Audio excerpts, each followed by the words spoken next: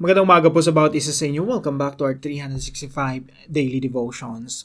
Gusto ko po manang batian si Kuya Amiel, Ate Thea, and Ate Alma. Hello po sa inyo. I hope malaking tulong po yung ating mga devotions sa ating paglagong spiritual. Hello rin po sa bawat isa sa inyo na umaga pa lang, no? Alas 5 kasama na natin dito sa ating Daily Devotions. So yung topic po natin or series natin ngayong linggo ay Seeking God's Guidance and Wisdom. Lahat po tayo nagnanais ng katagumpayan, especially katagumpayan bilang mga Kristiyano, bilang mga anak ng Diyos. Pero hindi po maaaring mangyari yon if we don't seek God's guidance and wisdom. Ang katagumpayan po ay nakakamit sa pamamagitan ng gabay at karunungan ng Diyos. Pwede po tayong maging matagumpay sa paningin ng tao dito sa mundo. Pwede tayong maging matagumpay ayon sa standard ng mundo, pero never po tayong maging matagumpay ayon sa standard ng Diyos kung hindi po tayo humihingi ng gabay at karunungan sa Kanya. So, ihanda po natin ang ating mga puso't isipan. Aralin po natin ang Psalm 25 verse 4 and 5. Ito po yung talatang pag-aaralan natin ngayong umaga. Ito po yung awit ni David. Kumbaga, awit at the same time, it's a prayer. So, sabi niya po sa panalangin ito, "Make me to know your ways, O Lord. Teach me your paths. Lead me in your truth and teach me. For you are the God of my salvation. For you I wait all day long." Sabi po rito, ipaalam mo sa akin ang iyong mga daan, O Panginoon. Ituro mo sa akin ang iyong mga landas. Akayin mo ako sa iyong katotohanan. Ako'y iyong turuan. Sapagkat ikaw ang Diyos ng aking kaligtasan. Sa iyo'y naghihintay ako ng buong araw. Mga kapatid, tayo po, kung gusto natin na maging maayos, magkaroon ng kaayusan yung ating buhay, hindi po mangyayari yan kung walang gabay ng Diyos. Gusto mo ng katagumpayan bilang mga mananampalataya, hindi po mangyayari yan kung walang gabay at karunungan ng Diyos. Kung tayo lamang ay aasa sa ating mga sarili, kung sa isang buong araw, no, susuungin natin yung isang buong araw, isang buong linggo, isang buong buwan, nang hindi man lang tayo humihingi ng tulong at gabay sa Panginoon, hindi po tayo magtatagumpay. Kagaya po sa panalangin ito, sinasabi po ni David, "Lord, kailangan kong malaman kung ano yung landas ninyo. Kailangan kong malaman ang inyong mga kaparaanan. Turuan niyo po ako. Gabayan niyo po ako." So, yung unang teaching po natin ngayong umaga, we need to ask God for guidance every day. Kailangan po nating humingi ng gabay sa Diyos araw-araw. At ang maganda po nito, yung Diyos po natin ay hindi madamot sa kanyang gabay. Ang Diyos po natin ay hindi madamot sa pagbibigay ng karunungan sa atin. In fact, gustong-gusto nga ng Diyos na tayo lumalapit sa Kanya, humihingi ng gabay sa Kanya. Para kahit tayo mga magulang, no, pag lumalapit sa atin yung mga anak natin, humihingi ng advice, ang saya-saya natin. Feeling natin, nire-respeto tayo, nilulook up tayo. Feeling natin, ang napakaramdam natin, yung mga salita natin, importante sa kanila. How much more sa ating Diyos? Kung tayo mga magulang, tuwan-tuwa tayo pag nilalapitan ng ating mga anak. How much more tuwan-tuwa yung Diyos pag humihingi tayo sa Kanya ng gabay at karunungan? So, we need to ask God for guidance every day. At yung Diyos na yon, na tuwan-tuwa pag nilalapitan natin siya, pag tayo nananalangin at humingi ng gabay sa Kanya, siya yung generously, ibig sabihin, sagana na magbibigay sa atin ng gabay. Sagana yung Kanyang pagbibigay sa atin ng karunungan. Kaya mapapansin niyo po yung mga taong matatalino, yung mga Kristiyanong matatalino at marurunong, sila yung pinakamalapit sa Diyos. Sila yung pinakadumidikit sa Diyos. Sapagkat ang kanilang karunungan ay nagmumula sa ating Diyos. Hindi po natin isang beses lang hinihingi yan. Yan po ay araw-araw na hinihingi natin sa Panginoon. We seek God's guidance and wisdom every day because every day we make decisions. Every day we journey. Araw-araw naglalakbay tayo. Araw-araw may desisyon tayong ginagawa. Kaya nga isang challenge sa atin, no? Sa bawat desisyon na ating gagawin, sa ating paglalakbay na ating sisimulan, hingin natin ang gabay ng Panginoon. Kaya ang tanong natin, saan kaya dadalin kapag hiningi mo ang gabay ng Diyos araw-araw? Tinitiyak ko, tayo dadalin ito sa sentro ng kalooban ng Diyos kung saan mararanasan natin ang pabor ng Diyos sa ating mga buhay. Mararanasan natin tunay na katagumpayan Kasi kailanman, hindi tayo papahamak ng Diyos. Kailanman, hindi ka gagabayan ng Diyos patungo sa kapahamakan. Pangalawa po, God teaches us His ways and show us His paths. Sabi po rito ni David sa panalangin niya, Lord, teach me your paths. Lead me in your truth and teach me. Ito po ay nagmumula sa pusong mapagkumbaba. Kaya po tayo kahit dito sa tayong mga tao, kaya tayo lumalapit sa isang tao para magpaturo, kasi yung puso natin nagpapakumbaba at sinasabi natin, hindi ako marunong, hindi ako expert dyan, tulungan niyo ako magluto, tulungan mo ako sa larangan ng engineering, sa larangan ng computer science, or whatever. Every time na nagpapaturo tayo sa isang tao, yun yung mga panahon na tayo nagpapakumbaba at sinasabi natin, hindi ko alam yan, kailangan akong matuto. Now, isipin niyo po, pag tayo lumalapit sa Diyos, sinasabi, Lord, turuan niyo po ako sa buhay. Turuan niyo ako sa mga desisyon niyo, sa mga desisyon na gagawin ko. Turuan niyo po ako na maging matagumpay. Ito po ay nagmumula sa pusong mapagkumbaba. Hindi po mapapansin niyo po, yung mga taong hindi lumalapit sa Diyos, sila yung matataas yung pride. Sila yung mga feeling nila hindi nila kailangan ng Diyos. Mayaman na ako Kailangan pa ba ng Diyos? Maunlad na ako sa buhay. Healthy naman yung pamilya ko. Tama naman yung mga desisyon na ginagawa ko So, hindi na nananalangin. Hindi na lumalapit sa Diyos. Hindi na kailangan turuan pa ng Diyos. Kasi nandun na sa status na para bang animoy magaling pa sa Diyos. So, tayo po ay kailangan magpakumbaba at hinihingi natin ang karunungan. Hinihingi natin ang pagtuturo ng Diyos sa ating mga buhay. Hindi po tayo magpapakahambog o magpapakapaimbabaw. At sinasabi natin sa Lord lagi na, Lord, kahit ano pang narating ko sa buhay, luluhod pa rin ako sa inyo. Kasi kayo yung Diyos na marunong sa lahat at kailangan ko po ng inyong wisdom. Kailangan ko po ng inyong gabay. Pangatlo po, we need to wait and expect God's work daily. So kung araw-araw tayong humihingi ng gabay sa Panginoon, araw-araw tayong humihingi ng tulong sa Kanya, nararapat lamang tayong mag-antay sa sagot ng Diyos sa atin. At yung pag-aantay natin, meron po yung expectation. Hindi po tayo nag-aantay sa wala. We expect God's work in our lives daily. At tinitiyak ko po sa inyo mga kapatid, wala pong nananalangin sa Diyos na taos sa puso na napahiya dahil hindi sumagot ang Diyos. Pag binasa niyo po itong Psalm 25, umpisahan niyo po sa verse 1 hanggang makarating kayo sa talatang ito.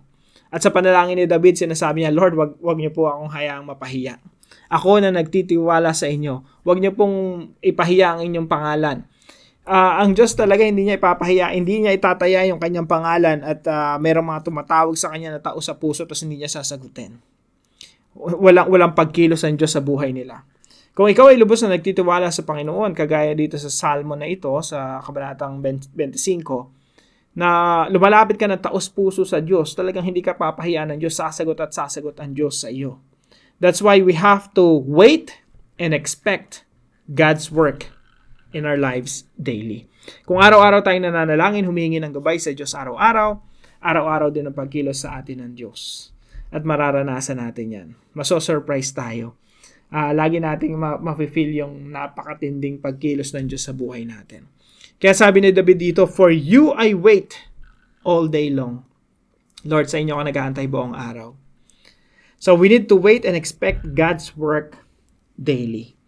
Now, ilan po sa mga application natin mula sa mga talatang ito? Ito po yung pinakauna. Pray for God's guidance first thing in the morning.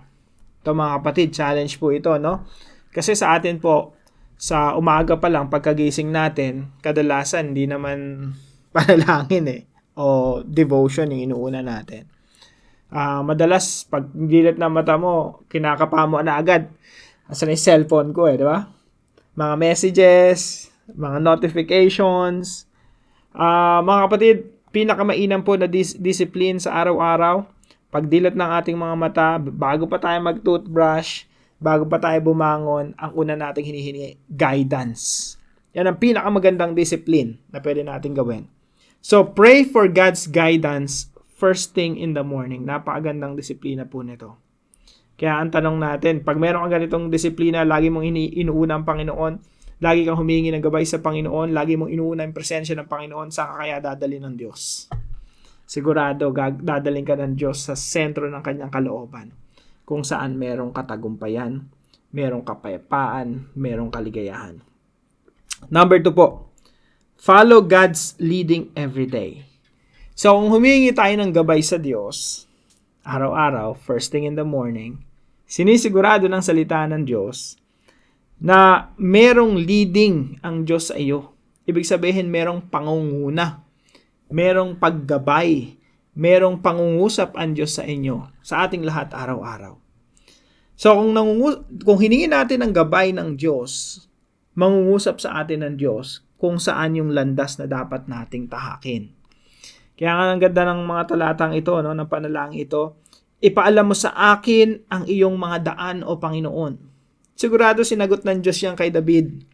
Ituro mo sa akin ang iyong mga landas. Sigurado ipinakita ng Diyos yung landas niya na dapat tahakin ni David. Akayin mo ako sa iyong katotohanan. Ako ay iyong turuan. Sigurado rin po, pinakita ng Diyos yung truth kay David, yung katotohanan kay David na dapat niyang panghawakan. So, ganun din po sa atin, no? Mangungusap at mangungusap sa atin ang ating Diyos sa landas na dapat nating tahakin, sa mga katotohanan na dapat nating panghawakan, at mga daan na dapat nating sundan. So, we have to follow God's leading every day. Kung sinimulan mo ang araw mo sa panalangin, talagang ikinumit mo na sa Lord yung isang buong araw, lahat ng mga activities mo, kinumit mo na sa Lord yung mga membro ng pamilya mo, pati trabaho mo, asahan mo na merong Diyos nakikilos sa iyong buhay. And you have to follow the leading of God. Pangatlo po, write down how God teaches and blesses you every day. Napakagandang disiplina rin po nito. Minsan tayo mga Kristiyano parang dumadating tayo sa punto na nadi-discourage tayo. Pinanghihinaan tayo ng loob. Minsan sobrang discouraged tayo dahil sa mga sitwasyon na nangyayari sa ating mga buhay. Pero alam niyo po, kung inaisusulat natin araw-araw kung ano yung tinuturo sa atin ng Diyos at kung paano tayo pinagpapala ng Diyos araw-araw, nakalista yan. Pag yan binalikan natin sa panahong discouraged tayo, may encourage tayo ulit. Makikita natin, in the past, mas matindi pa pala yung pinagdadaanan ko, pero ganito kumilos ang Panginoon. The same God will work in my life today. Subukan nyo lang po, no, sa isang kalendaryo, or sa isang notebook, or diary, or journal, or maging sa mga planner natin. Pinakasimple lang na pwede natin gawin, no? Sulat mo everyday anong natutunan mo. Anong tinuro sa'yo ng Diyos. Pangalawa, paano ka pinagpala ng Diyos that day? Nakapulot ka ng 100 pesos, wala talagang may-ari, wala kang maisole, kahit kanino, hindi mo alam kung sino, kanino isusole. Talagang binigay sa'yo ng Diyos na pulot mo 100, no? Sama mo yon, God's blessing. May tumulong sa'yo, may opportunity ka, nagbukas sa'yo ng Diyos ng isang pinto na napakagandang pasukin, na isang napakagandang oportunidad, sama mo yon. Sulat mo lang, ganito yung blessing ng Diyos sa'yo today. Tapos ito yung natutunan ko today. Napakalaking pagpapala po yung makikita natin pagkilos ng Diyos sa ating mga buhay. So gawin po nating habit yan, no? Write down how God teaches and blesses us every day. At mapapansin niyo po sa isang buong taon, napakaganda ng mga nangyari sa atin kasi makikita natin pagkilos ng Diyos sa atin araw-araw. Sabi nga sa isang kanta, no? Count your blessings, name them one by one. Kaya po, ako po, yung ginagawa ko, no? At paano ako blessed ng Lord today? So, nakasulat po yun. So, para po sa ating discussion, what are the benefits of recording all of your learnings and blessings for the whole year? Ano ba mga benepisyo pag na-record natin lahat ng natutunan natin at lahat ng mga pagpapala natin for the whole year? Again, ito pong mga talata natin ngayong umaga, no? It's about asking God's guidance and wisdom. Paghingi ng gabay ng Diyos. And along the way, habang hinihingi natin yung paggabay ng Diyos sa ating mga buhay, makikita rin natin yung pagpapala ng Diyos. Makikita rin natin yung pagkikilos ng Diyos na maganda na i-record natin. Pati mga bagay na natututunan natin. So para po sa inyo, personally, what are the benefits of recording all of your learnings and blessings for the whole year? Para naman po sa ating panalangin, Lord God, thank you because you work in my life daily. You never stop blessing me and teaching me your ways. Lord, let me capture your work in my life by writing down all the things you have taught me and all the blessings I receive from you. In Jesus' name. Sama po natin ito sa ating mga panalangin at salamat po sa katuwang natin ngayong umaga, si Sister Vina. Salamat po sa iyo kapatid, pagpalain ka ng Panginoon at ang buong mong pamilya. Kung meron po kayo natutunan sa devotion na ito, ipalam nyo lang po sa comment section right below this video. And please share this devotion to your family and friends. Yun lamang po, pagpalain po kayo ng ating Panginoon. See you po tomorrow, 5 a.m. dito sa ating daily devotion.